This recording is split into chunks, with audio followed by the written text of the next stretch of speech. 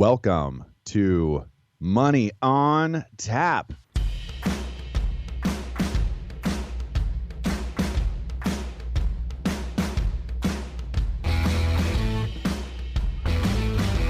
Money on Tap, your personal finance headquarters, where we bring out the professionals' experience and some fun in what we call three-dimensional investing, utilizing insurance, brokerage, and fee-based planning. That's what we do on this show. We look at all sides of the issues, and we bring a fully independent planning perspective to the table. Welcome back. You're listening to Money on Tap. You can reach us at 855-226-8551 or info@yourmoneyontap.com. My name is Seth Cressman here with Ben Brayshaw and Dan Mickelin. Happy New Year's, you guys. How are you in 2024?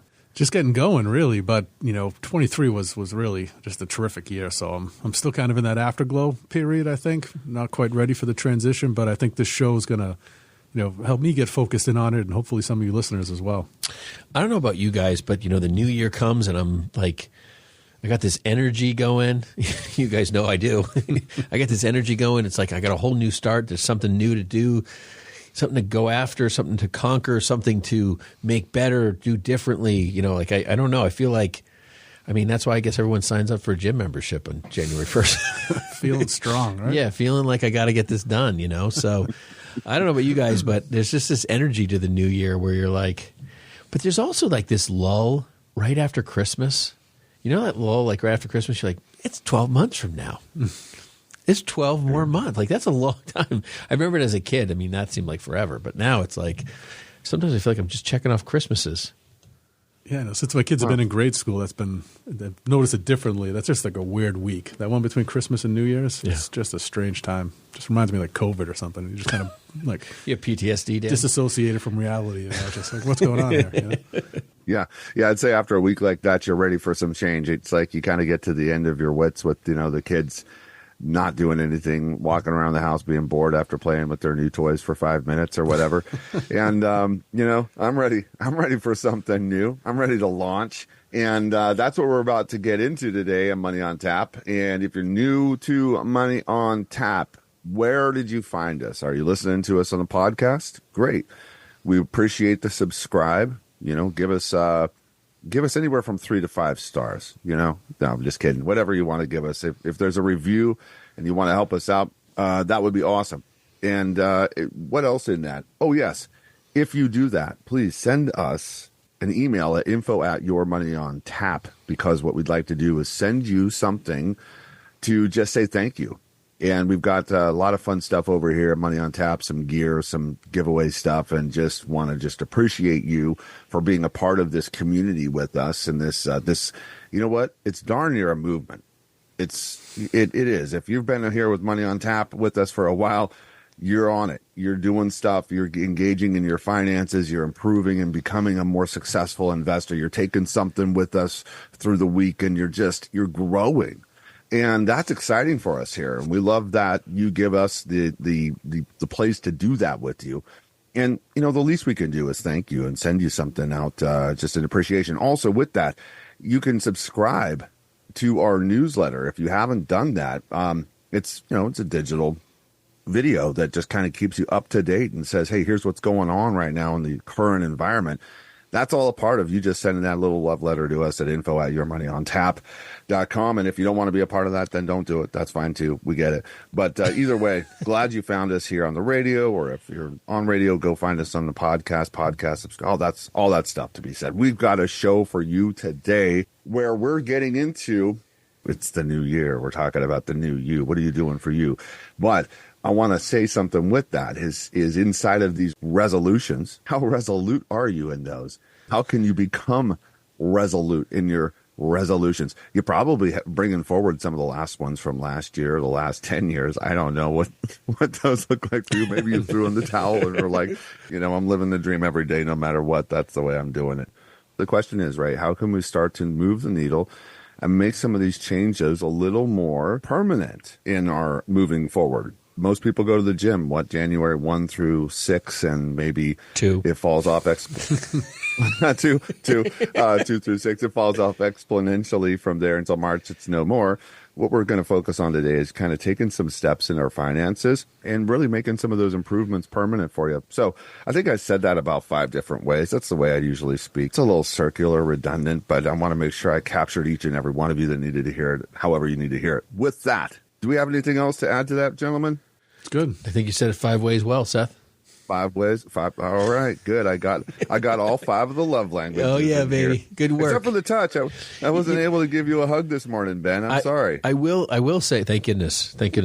I will say though, it's like I really do appreciate. My son Colin was telling me that a number of his friends at college listen to our podcast, and I think that's cool. I think that's really great. There's nothing that makes me more excited to know that there's varying degrees of demographics that are listening to us and trying to learn and further their financial knowledge, because it's so important. I mean, even the Bible, it's like one of the money is talked about constantly in the Bible. And if it's not really part of your everyday, you're missing out. There's just so much to learn and to grow. So yeah, if you're listening to us, whether it's podcast, radio, share the news. Let everyone know. Get as many subscribers as possible. It helps other people learn. It helps us build this concept of education throughout the listenership and so forth. So please go out and share.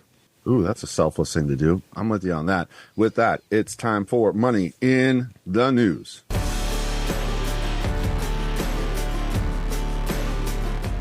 Up first from Megan Henney of Fox Business.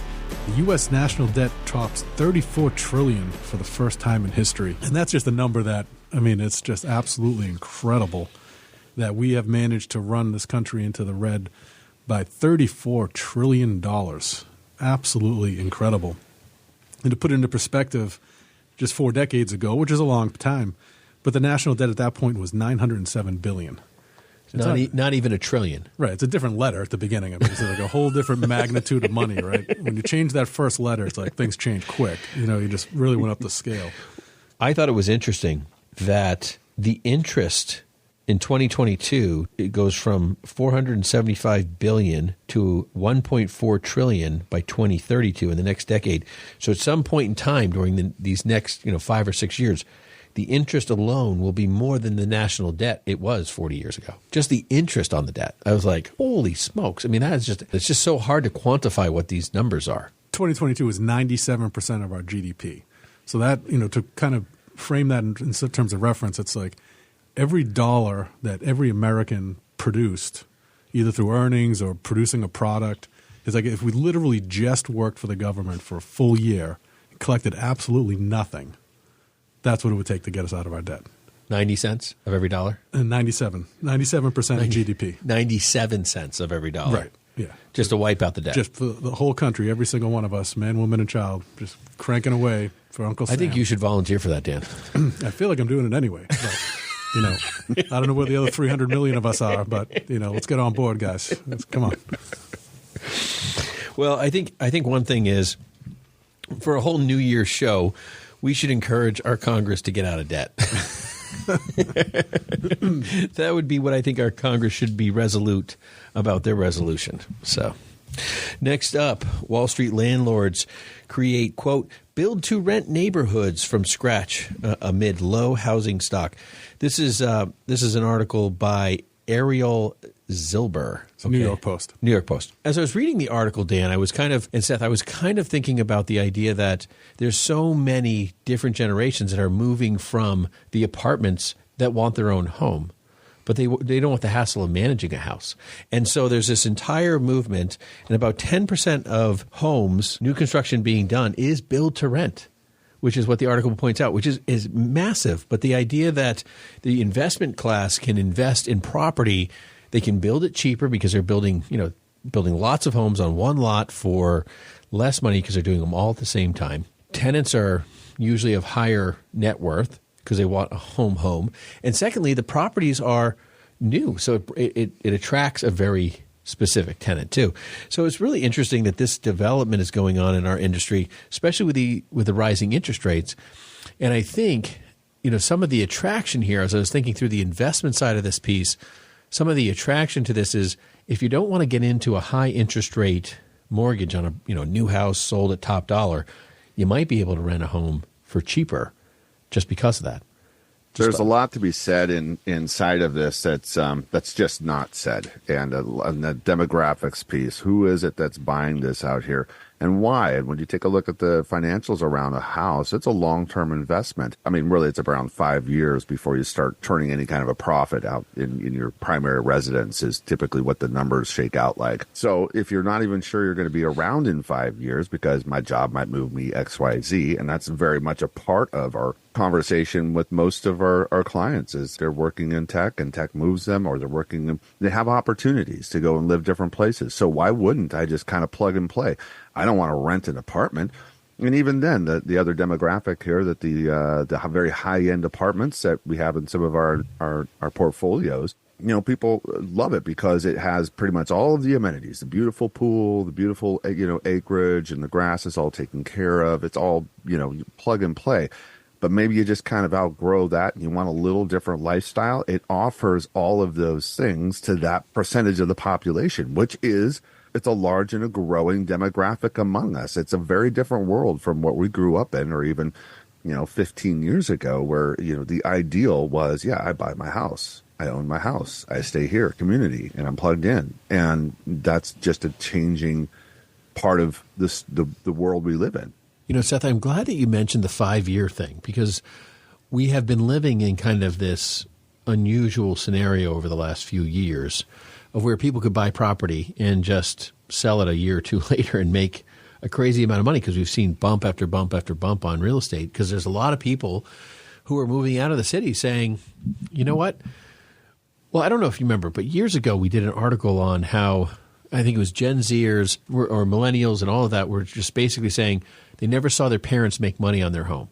There was like a period of time that there was just no real growth from start to finish because there was a massive dip and then a recover. But now you kind of have this whole new wave of things going on where people are saying, wow, the real estate market's booming. But again, now you have all these people saying, I don't want to get stuck in the next COVID crisis. I want a home with a backyard, so I'm stuck in an apartment building for, 6 months or a year. Like that fear, I think, has escalated. I'm just guessing, but I mean, that's my thinking around some of this craziness.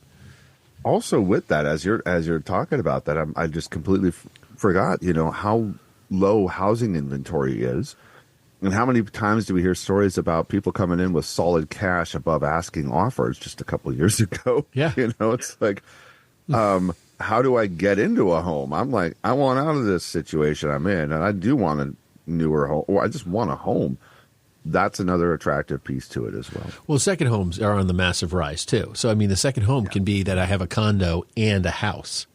I go to the country, I go to this, I go to that, and then I go back into the city and I have my place to stay. It's really an incredible environment. If you just think of all the trends that we've just lived through in the last few years in the whole real estate world, I mean, it's hard to say trends, literally trends. Multiple trends. Yeah. Right? Everybody was flipping houses. That was red hot for like 5 or 6 years, right? If you owned a hammer, you were flipping houses. And it's just, obviously that can't work, right? It can't go on forever. But Can I flip a house if I have a stapler, Dan? Probably. You get that wallpaper up real good. But it's a little bit off topic, but it reminded me that like the literal best marketing piece I've ever seen. I received at my house here in Bedford, New Hampshire, and it was a local real estate agent, and it just listed all of the homes that she sold in the last 30 days and how many days she had it on market, and they were all under like 15, 16 days. And not the sale price, but the percentage above list. It was all 110, 102, 130. Hey, and you just look at it, and wow. basically the bottom's like, call me if you want to sell. Yeah. And I was like, this is super simple, but like, what a story it was telling. Yeah. It was incredible. If you're going to live in a hole like Bedford, I guess that's what happens. Analysts predict surprising new Magnificent Seven stocks for 2024. Matt Krantz, thank you so much. And this is from Investors Business Daily. This is really fun for us because we just live and breathe in stocks in the market and portfolios, and it's just exciting for us. The times now are really exciting for us for sure when we've come through this huge AI push, and to find some of these household names like Nvidia and Microsoft and just the oh gosh, Meta, and I'm trying to remember all of the 7 at the moment, but we've got, okay, what was it? NVIDIA, Microsoft, Amazon, Alphabet, Apple. Those were the big ones in there, but we've got a couple new players here, which one of them being Exxon. Who would have thought Exxon is supposed to become one of the new Magnificent Seven, as well as Berkshire Hathaway, which I just love seeing Buffett in there, and it makes perfect sense to me when you're talking about somebody that kills it in this world. Why wouldn't the Berkshire Hathaway be in this Magnificent Seven? Because that's what people with smart money are doing these days, is paying attention to what Buffett's been doing. Yeah. And with that, we're going to see some heads roll, and we're going to see some of the marketplace change over. One of the things I saw when I was looking at this article was, a little bit of a cautionary tale, right? I remember coming into 23 was doom and gloom on the heels of a down market, and recession was imminent. And now we've ridden through 24, and the Nasdaq in particular, and these kind of techie AI stocks have been through the roof. But the prediction here is, again, well, that will continue. And the first couple of days of 24 have told us maybe not. Yeah, right? I know. So, they are the Magnificent Seven, and their outweighted returns relative to the S&P and the indexes we track it's apparent, it's obvious, it's there.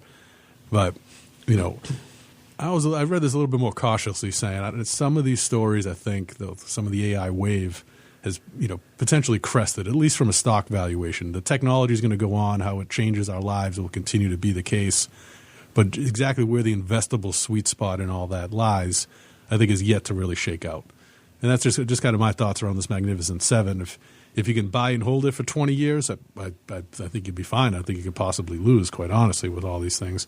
But relative to what at least the beginnings of 24 and throughout the remainder of this year, what those positions might look like, I can see it being a little bit rocky in some of those names. Well, I think it's interesting because the original Magnificent Seven were really, I mean, other than when you think about NVIDIA, Microsoft, Meta, Apple, Alphabet, or Google, 5 of those names are pure tech. There's really no infrastructure around like buying a backpack off a it's all tech. When you get to Tesla, you're like, is it a tech company or a car manufacturer? And that's a whole nother conversation. And then when you get to Amazon, are they tech or are they delivering? Because really, when you think about, AWS, which is their server, supply system, like that, truth be told, is one of their most profitable, allocations of their company. That is the big part of them. So the Magnificent Seven was really a tech play, and it worked out because tech skyrocketed. But I'm not sure that tech's going to be the ultimate winner today. But I would say that tech plays a role in almost everything we do today. Like we've had this conversation over and over again. What defines tech? What is not technology? Yeah, I think that's the bigger question: is what isn't tech anymore? Yeah, I think we're going to come to the conclusion of what's not an AI influenced company. I think these conversations are going to continue to roll out to become more and more of an issue to try to understand how to diversify from something that's not tech. Like when the Nasdaq goes down, is your commodities company or your is Johnson & Johnson going to be so affected by tech that when the tech market goes down, it goes down? It's just 1,000 questions I have about what tech is. But on the heels of that a little bit, I think one of the more interesting pieces in this as well is that it's Berkshire. It's a conglomerate. It's really owning what I'm trying to remember what the last percentage was that they own of Apple. So if you're, they're 49% in Apple. They're 49% in Apple. So 49%. Yeah, right. It's not, and then they call it diversified in the article, which I was like, nah, that's not diversified when you've got 49% of your holdings in one. Well, you're company, either. but, if you own one stock, you're not diversified at all. If you own 2, you're partially diversified. When are you fully diversified, right? You're diversified at some point the second you own 2 stocks or 2 investments. So I don't know, Seth. But yeah, Berkshire Hathaway, I'm glad they put it in there, but you might as well just left Apple. Right? Well said. Well, you are listening to Money on Tap. You can reach us at 855-226-8551 or info@yourmoneyontap.com. We are going to be talking about becoming or how to become resolute in your resolutions. And in the meantime, we appreciate you going and subscribing to Money on Tap and the podcast, leaving us a couple of stars there. Leave us a note. Send us a message at info@yourmoneyontap.com. Oh, one other thing. It's tax season. And with that, you probably didn't know that we have resources available for you here at Brayshaw Financial Group. If you are interested in getting some help in that world and really understanding it, please send us a message at info@yourmoneyontap.com and just put tax in the subject. Let us know, and then we know how to help you out. All right, that's what we're going to do right after this message. We'll be right back.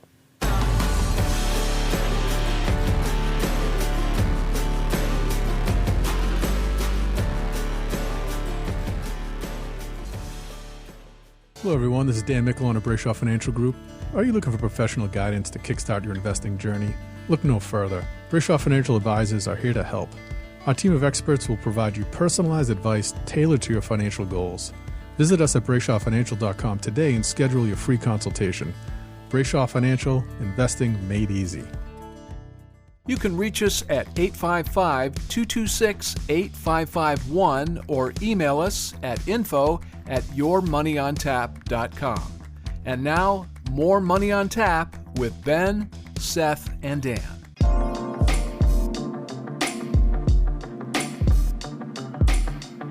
Welcome back. You're listening to Money on Tap. You can reach us at 855-226-8551 or info@yourmoneyontap.com.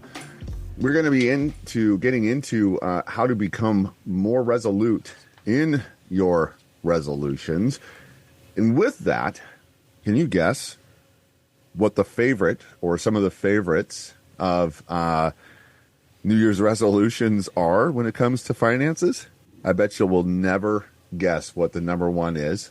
And that's usually paying off debt. Paying off debt after that big Christmas bonus that we know all of you rely on it every year. I'm laughing because I'm like, I don't remember the last time I heard about a Christmas bonus. I think that's me reverting back to movies in the 70s and 80s when I was growing up, hearing about those Christmas bonuses coming through, and the whole movie's hinged on the Christmas bonus, right? Whether or not the kids got the skateboard, whatever it was that they were getting at the in-ground pool, Seth. The in-ground pool. Oh, the all-time classic. I forgot. How could I forget the in-ground pool?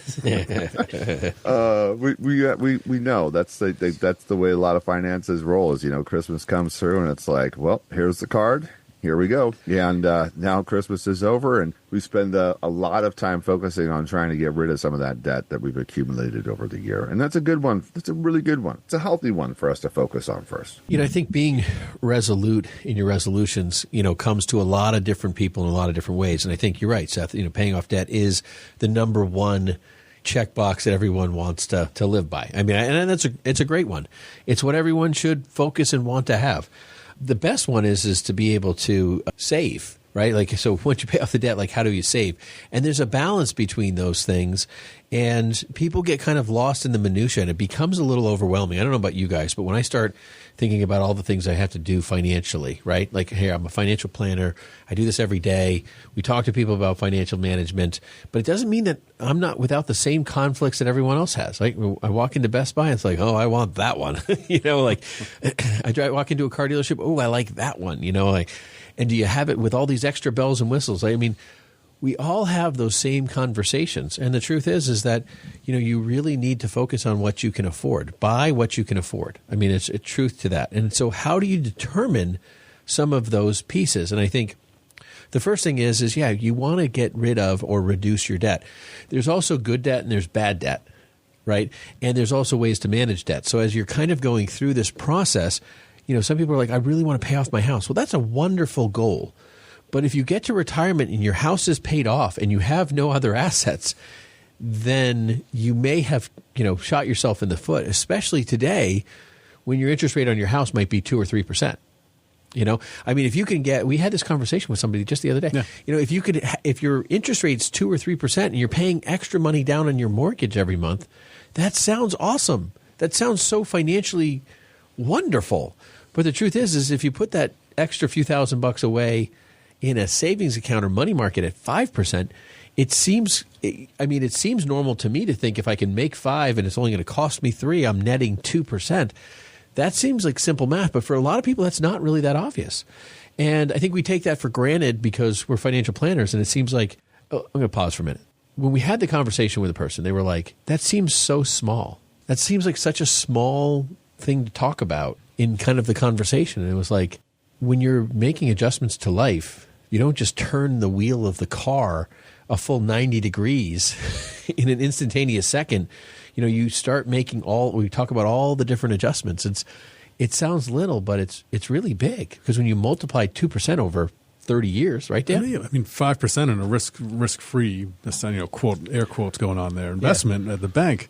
I mean, that's not small. That's exciting. I mean, we haven't had the opportunity to even talk about something like that in forever. And, so in our day and our lives, we're watching the markets every day. If it's up 1% or down 1%, that's a massive move. So for 5%, it's a big number to us. Yeah. I mean, that's, do you want 5% more or 5% less? I mean, that's a 10-point swing. So, I mean, yeah, there are opportunities inside of this rate environment where if you have low interest debt, there are ways to kind of trick your way into it. I mean, we just bought a bedroom set on 0% interest for 2 years, and this was actually my wife's idea, and it's the most financially efficient thing I've ever heard her say. But she's just like, well, we'll just take the money, we'll put it aside in a interest-bearing money market at 5.5%. Set it up to and pay. We just spent 5.5% less on our 2 years worth of our bed set. And I'm just like, wow, she beat me to it. But the thing is as you're kind of addressing debt, it's really important that you're smart about it. Like if you have a 12 or 15 or 20% credit card debt, you're not going to put your money in a CD at 5%. You're going to pay the credit card down. Like that's how you handle it. That's what you do. It's really important that people understand how this works because in reality, you just need to focus on the right kinds of debt. Like if you have college debt, you might delay that. You might push that out. You might say, because you might have some really great interest rates. And you say to yourself, I'm going to tackle the largest debt that's not an investment debt. Like a house is an investment debt. A rental property is an investment debt. Like people who own real estate, they buy a property, they fix it up, they refinance it, and they go buy another property. So they have debt on the first property. They fix that one up. So there is good debt. There is what you call investment debt. Bad debt is credit card debt. And those types of things of getting rid of that and focusing on that this year of like, hey, how can I get to the end of the credit card debt? But then what's this other thing? Saving. And we talk about the emergency fund. And I think those things go hand in hand because you can't focus on every penny is out of my checking account off on my credit card and not have any cash to move or to feel safe and to feel secure that if something happens to your job. Because if we're going into a slower economy, there's people that are going to walk in one day not expecting their job to be gone, and it is. It happens every day. It's happened to a few clients already we've talked to. Yeah, believe it or not, that emergency fund is so key for you to have. Really, it's a peace of mind factor for one. And a lot of what the exercise that we're going to be kind of walking through with you today is going to be kind of like some enhanced mental calisthenics, right? And so part of what we're just talking about right now is just kind of, well, here's the landscape, right? Here's the playing field that we're on. Now, you as this athlete that's going to walk into this, right? How do we get you to a place where you're mentally prepared? You've kind of gone through this practice outside of the playing field to know that you're going to have the best opportunity to be successful here. And we're going to get into some more of that, but just give you a heads up. This is just kind of the landscape. An emergency fund is in part, yes, it's a tool in your toolkit to have available because you just don't know what's going to come down the pipe, and you're going to need that there, especially when you're trying to tackle debt. But it works in tandem with this because it gives you the mental capacity to be able to attack that debt in a way that you're not going to be tripping over your own feet while you do it. And that's so key for this as well. And in simultaneous to that, we've got the number 3, which is retirement savings, right? Everybody that's in this conversation is saying, well, what about okay, this is how I'm going to take care of the now. And what about this retirement savings? How do I go ahead and engage it while I'm doing these other pieces as well? Now, we're going to get 3 balls rolling now if you've got this pay off debt and set up emergency fund. And oh my gosh, retirement savings. How many people just want to pull the sheets back over their head and go back to 2023? I mean, the good thing about the retirement savings, and I know it's like every one of these items would keep checking off the list here. It's like it feels like as you're listening, my check's getting smaller and smaller and smaller and smaller. But these are important things. And hey, by the way, these are not our top 4. I mean, these are like the classic top 4, financially related resolutions, probably in all of history. But the retirement savings one, that one is I feel like it's the least painful because you can just set it up to come right out of that paycheck. Right. Yeah. So before the money even hits your hand, the decision's been made for you. You've set that money aside, and particularly, and I think we're going to hit on this again later on, but you got to get up to that match point. Take all the free money. You'll never regret that. So whatever it is, if presuming we're talking about 401k participants here, of course, if there is a company match, make sure you dial up your contributions to at least collect all of that. Yeah, and I think, Dan, that's exactly where my head's going, right? So we were talking about paying off debt, setting up your emergency fund and retirement savings, and you're like, hey, listen, I just feel like I just chopped my paycheck in half or less. And that can be overwhelming and feel a little bit cumbersome. And that's why, when you're trying to look at these things, you have to really, manage through. First of all, if you're not getting a match on your retirement funds, okay, and you're not putting anything in there to get that match, that's just silly. Like, you need to get that match. That is the freest money ever. That is part of your pay scale that they're just saying, hey, listen, we'll give you an additional portion of your pay, but it's got to be towards retirement. There's no reason not to do that. There is no exception to that rule, minus like losing your home, okay? That is something that is an absolute necessity. But feeling like that chop comes into play, and I think we're going to get back to this in a second, that's where budgeting comes into play, right? All these pieces together feel overwhelming, like in a conversation, but when you budget them to take them off in little bites at a time, it's amazing how quick you can get yourself into a better spot. You're listening to Money on Tap, for one, and I love that you're here with us. You're going to get why I laugh here in just a second, because just last night we're driving down the road, and Julian's our 7-year-old, and he's asking Kara and I, he's like, Mommy, Daddy, would you rather have a Ford truck for $10,000 or a Tesla for a dollar? I'm like, what are you talking about? Like, I'll take the Tesla all day long. It's not, if you were to put them side by side, I'd probably take the Ford truck, but you want to give me that Tesla for $1? I'm in. And I just had this pause for a second. I was like, you just described like the order of operations of financial planning. Thank you. In a very simplified term, that's what we're saying. Hey, your work's giving you a Tesla for $1. Take it. It's darn near free money, right? That's what we mean by that retirement savings account. The next we would say would be, what is tax-free money or tax-advantaged money? Take a look at that. And then we start, that's how we start to roll in this, and how we want you to start to think about this. Anyways, that was why I was laughing. Julian nailed it. And I wish I would have had that in my back pocket years ago. You're listening to Money on Tap. You can reach us at 855-226-8551 or info@yourmoneyontap.com. Yeah, we're getting down to becoming resolute in your resolutions. We just ticked off what are the top 4 out there for pretty much everyone out there. The pay off debt, set up emergency fund, retirement savings. Well, we're about to get into the biggest, or the last. We haven't done all 4. We're about to get into the last, but not least. When we get back, we're gonna nail it down, and then we're gonna get into building your approach on this and how to start to tackle some of this and really make those changes last. You can reach us at 855-226-8551 or info@yourmoneyontap.com. Don't go anywhere. We'll be right back.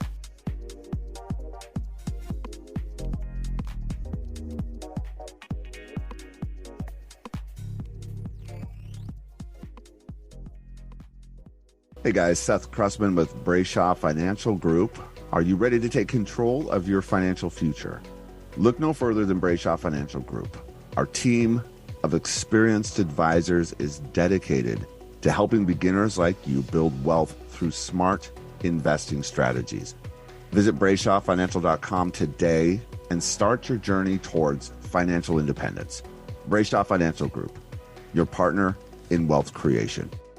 We appreciate you listening to Money on Tap with Ben, Seth, and Dan. You can contact us at 855-226-8551 or email us at info@yourmoneyontap.com. And now, more of this week's program.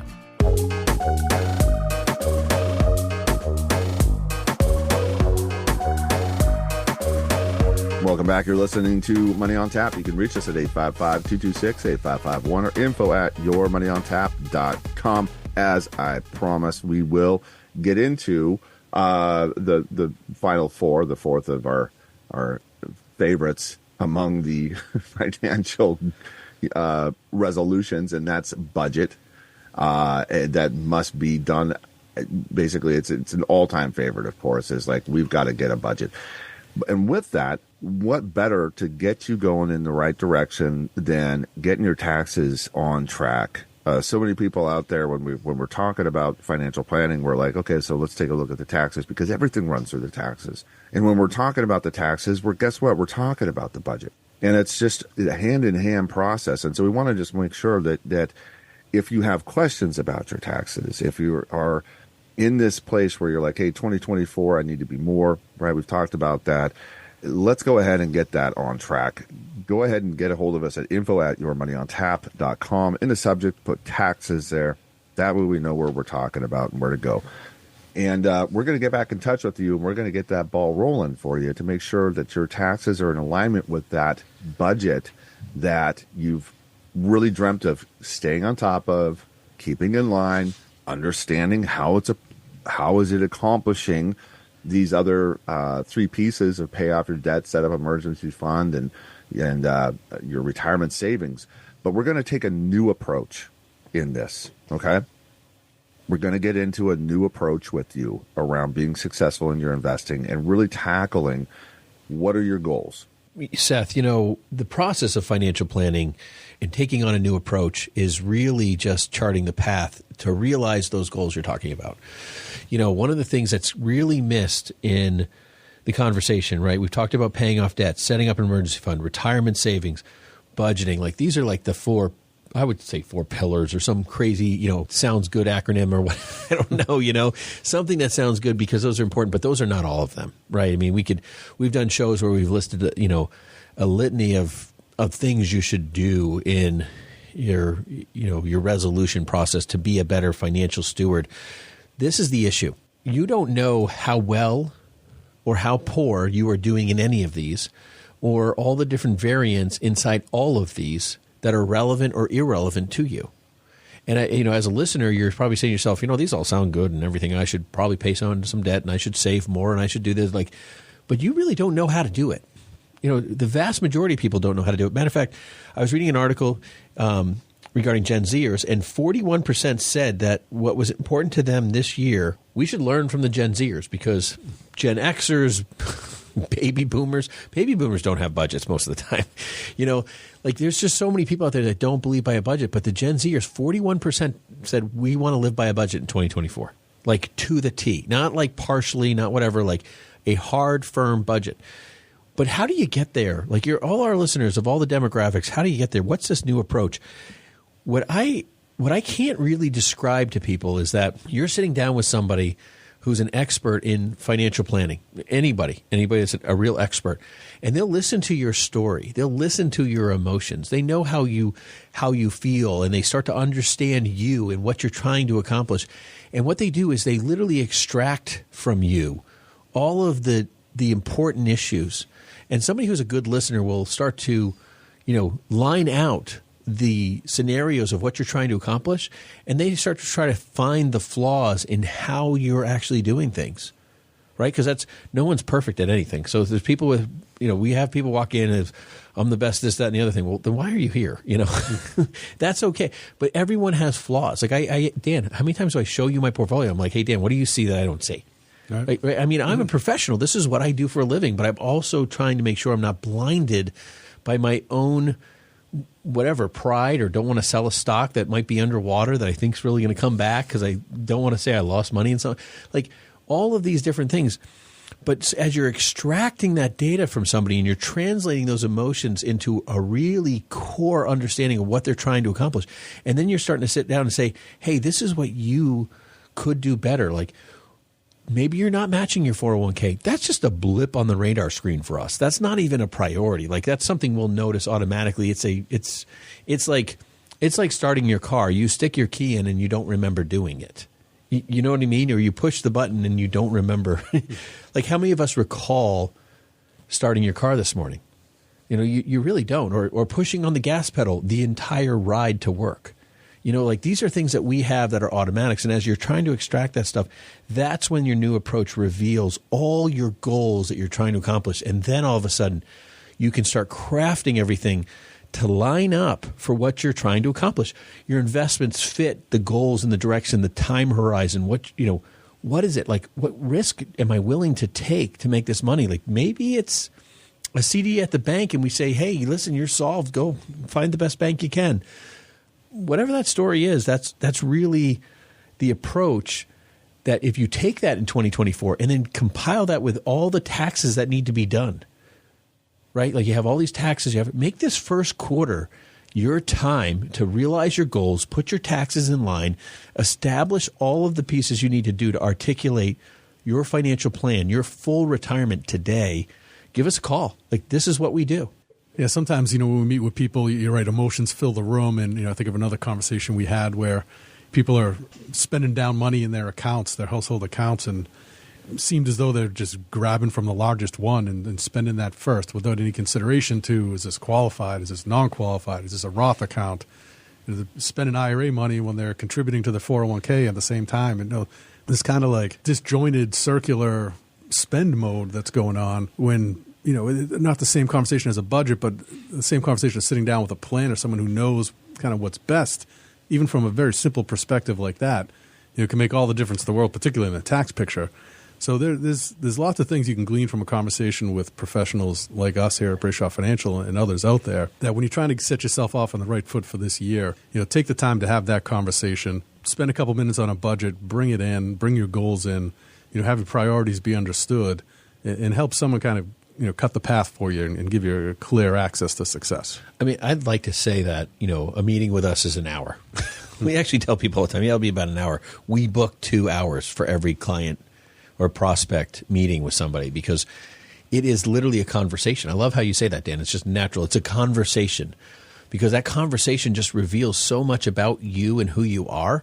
And it allows you to prioritize the goals. It allows us to show you, hey, this is what you're saying is, and then we start asking you all sorts of questions and digging deep. And because it's about you, it's fun. It's fun. It's like, hey, that's really what I feel like. That's really what I want. Or I never really was able to articulate that fear or concern, but now I understand. And so, prioritizing your goals. And I think, Dan, you're making a really good point about, prioritizing how you utilize your assets to meet those goals. And that's really being missed by a lot of people in this industry because people are afraid of what's this going to cost me? How's this going to impact me? I had a bad experience with somebody in the past. I don't know who I can trust. There's 1,001 reasons why you won't sit down with anybody. But the truth is that you need help. So you've got to start somewhere. And that's one of the things. But making a plan to achieve those goals is our next point of the new approach. Make the plan. Whether it's us or somebody else, make a plan. Because if you can actually list down what your plan is, then you can figure out whether you're actually moving forward in it properly or not. Yeah, I mean, it's great to have expectations and these lofty, resolutions, so we can all make a list of the 10 different ways we'd like to be better people in the next 12 months. But that's not going to happen for you, Dan. Yeah, I mean, that's exactly right. I got learning to fly on there, but you have to visualize and list along with that goal. And this is the new take on how do you become resolute in the resolution. Spend some time thinking about how you're going to achieve each and every one of these goals. Don't just make it an aspirational, hey, I want to do this, check. Spend some time thinking about talking to yourself and to people around you that support you and you trust, like your advisors, about how do I get there? What are the steps I need to take to make this actually possible? Yeah, I want to just add to that in these goals. I mean, this is a great activity because you can get a lot of stuff out there. You can get a lot of not only goals, but the aspirations part as well, which I think is just as important in this. Some of us, have the tendency to kind of push those things down. And it's like, you know what? You've got one life. This is it. Get it out there. Get it on paper. What's the big stuff that you want? And let's also take a look inside of that and say, what's short, what's medium, right? And then what's your long-term goals? And inside of that, we want to spend some time with you to develop that plan. What are the pieces that you need to do? What's the action step inside of that short-term goal? And once you get that down, let's go ahead and take a break.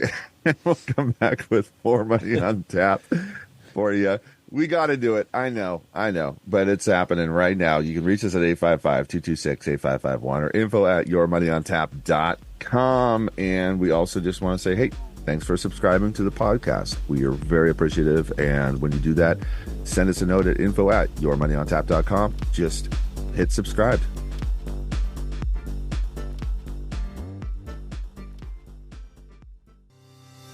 Are you looking for personalized guidance to kickstart your investing journey? Look no further. Brayshaw Financial Group and our planners are here to help. Our team of experts will provide personalized advice tailored to your financial goals. Visit BrayshawFinancial.com today to schedule your free consultation. Brayshaw Financial, investing made easy. You can reach us at 855-226-8551 or email us at info@yourmoneyontap.com. And now, more Money on Tap with Ben, Seth, and Dan.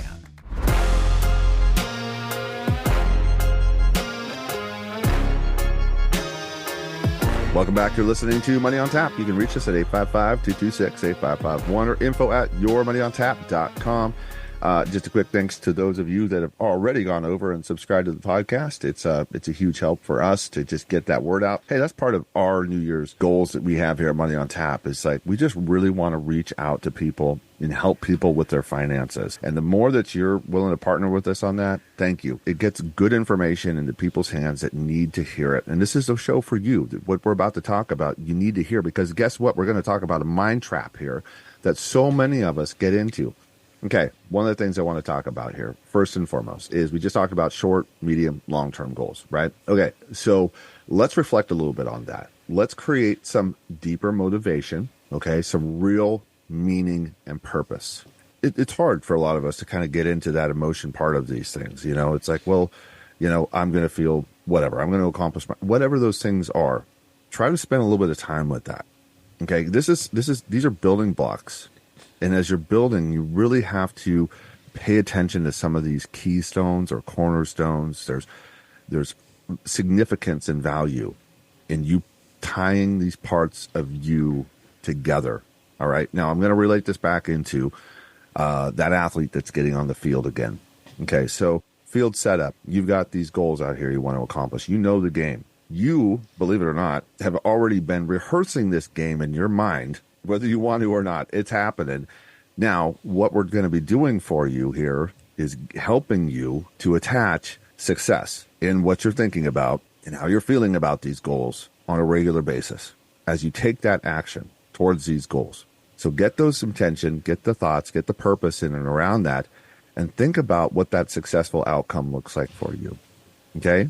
Put it out there for yourself. Pray about it. Okay? Ask God, is there something else that I need to have in here? Is this the right, some of this will become more revealed as you work through it because plans change, things change, and that's part of the whole process. That's great.